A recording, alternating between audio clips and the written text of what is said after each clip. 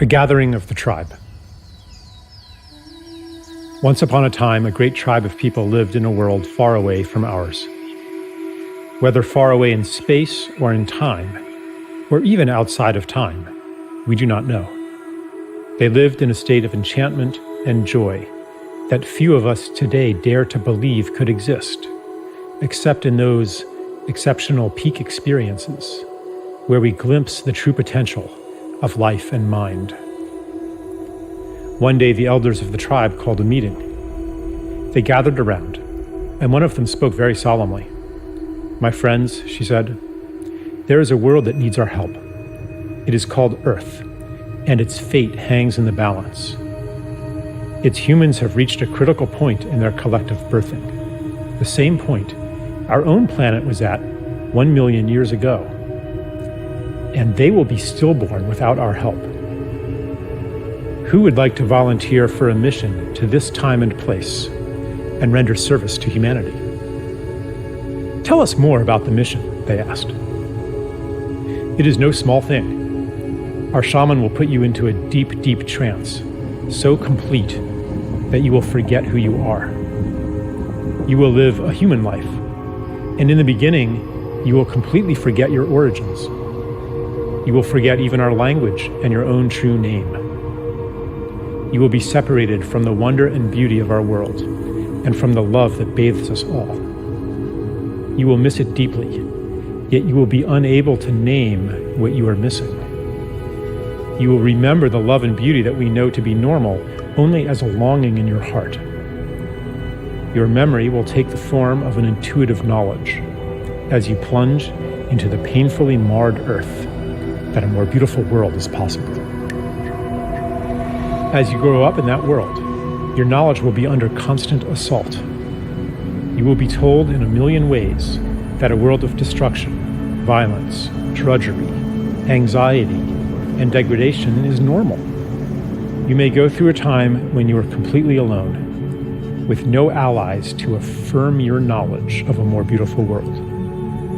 You may plunge into a depth of despair that we, in our world of light, cannot imagine.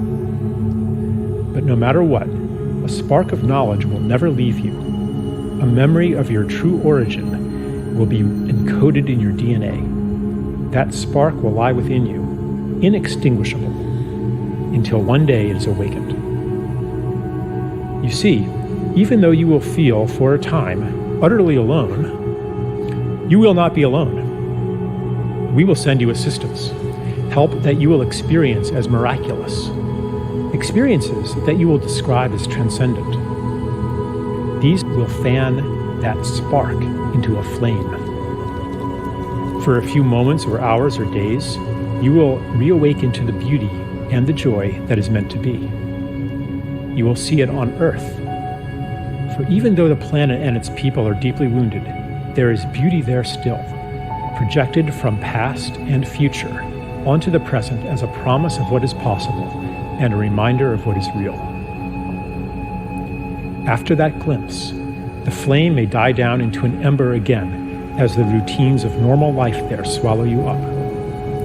But after each awakening, they will seem less normal, and the story of that world will seem less real. The ember will glow brighter. When enough embers do that, they will all burst into flame together and sustain each other. Because remember, you will not be there alone. As you begin to awaken to your mission, you will meet others of our tribe. You will recognize them by your common purpose, values, and intuitions, and by the similarity of the paths you have walked. As the condition of the planet Earth reaches crisis proportions, your paths will cross more and more. The time of loneliness, the time of thinking you might be crazy, will be over. You will find the people of your tribe all over the Earth and become aware of them through the long-distance communication technologies used on that planet. But the real shift, the real quickening, will happen in face-to-face gatherings in special places. When many of you gather together, you will launch a new stage on your journey, a journey that, I assure you, will end where it begins right now. Then, the mission that lay unconscious within you will flower into consciousness. Your intuitive rebellion against the world presented to you as normal will become an explicit quest to create a more beautiful one. A woman said, "Tell me more about the time of loneliness, that we might prepare for it." The elder said, "In the time of loneliness, you will always be seeking to reassure yourself that you are not crazy. You will do that by telling people all about what is wrong with the world, and you will feel a sense of betrayal when they don't listen to you. You might hunger for stories of wrongness, atrocity, and ecological destruction, all of which confirm the validity of your intuition that a more beautiful world exists. But after you have fully received the help we will send you, and the quickening of your gatherings, you will no longer need to do that, because you will know. Your energy will thereafter turn toward actively creating that more beautiful world." A tribeswoman asked, "How do you know this will work? Are you sure our shaman's powers are great enough to send us on such a journey?" The elder replied, "I know it will work because he has done it many times before.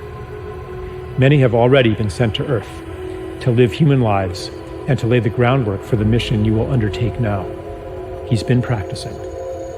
The only difference now is that many of you will venture there at once. What is new in the time you will live in is that you will gather in critical mass and will each awaken the other to your mission. The heat you will generate will kindle the same spark that lies in every human being. For in truth, each one is from a tribe like ours.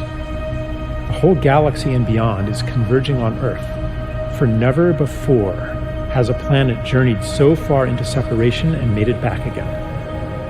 Those of you who go will be part of a new step in cosmic evolution."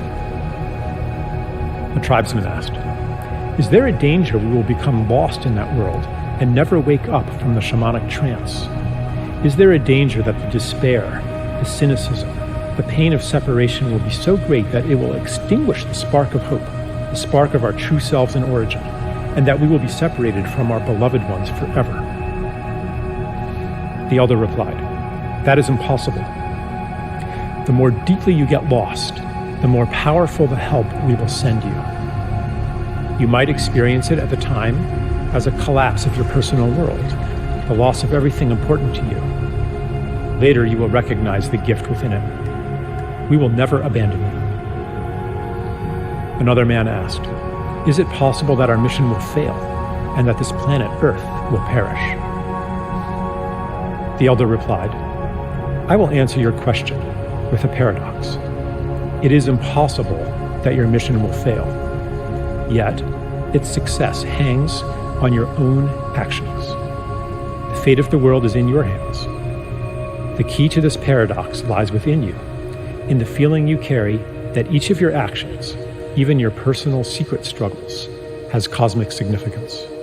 You will know then, as you know now, that everything you do matters." There were no more questions. The volunteers gathered in a circle, and the shaman went to each one. The last thing each was aware of was the shaman blowing smoke in his or her face. They entered a deep trance and dreamed themselves into the world where we find ourselves today. Here we are. Yeah, here we are. Here we are.